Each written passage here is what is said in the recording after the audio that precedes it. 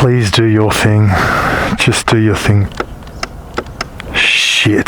Good thing I parked it on a downhill. Why? It's so hard pushing it uphill. Oh my god. It's not that much of a downhill, but I need maximum gravity. Every little bit I can get. Okay, here we go.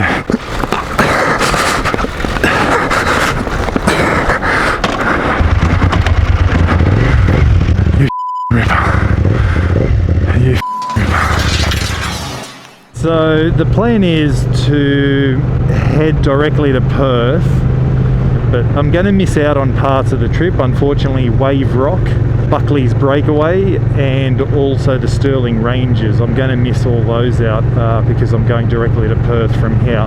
It's such a beautiful day today. The weather forecast is just glorious for the next week. But the whole morning I'm just thinking about the issues with the bike I've got now and what I've got to do I fly home and all that. So it's just, what a bummer. It really takes the edge off because I should get to Perth, and instead of being pumped, and I'm sure I will be, it's taken the shine off it big time because you're just thinking, oh, how much is this going to cost? Alright, so I want to check out Lake King. Now, I want to do so in particular because I've noticed you get all these random little salt lake type things just scattered everywhere, and the further towards Perth we go, there's more and more of them, to the point where it's just an endless line of these lakes. Now I don't know what they are, I'm guessing salt lakes or something, but there is a multitude of colours. There's white ones, pink ones, purple ones, green ones, blue ones, grey ones, black ones, a whole rainbow of colours.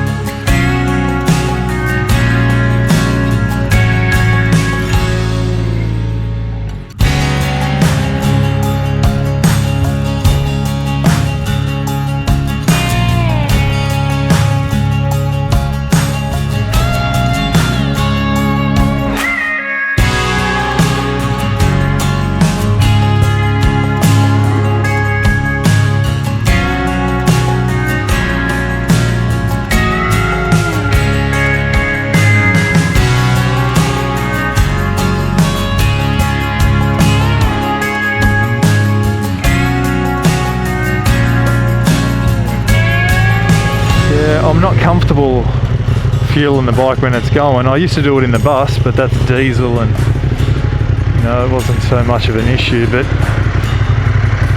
on a flat surface with lots of gravel and a big V-twin that's fully loaded, there's no way I'm push starting this bad boy. As always, nice little town, not much to it though.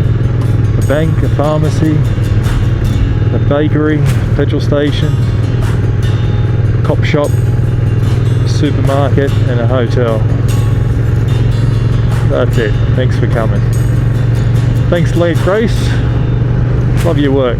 I'm about 300 k's from Perth and it feels like I'm almost there, but realistically if I was 300 k's from Sydney, I'd out be past Bathurst Way and I'd be like, oh man, that's miles away.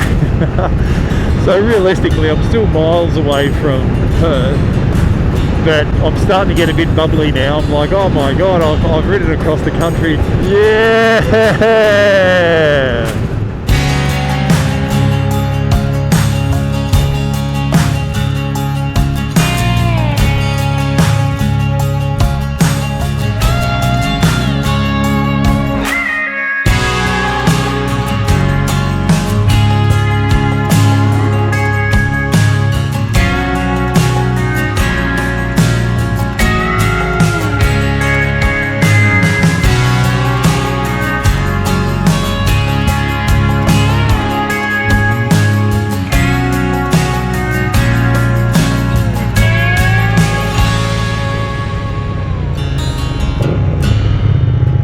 Perth, baby. Take me to Perth.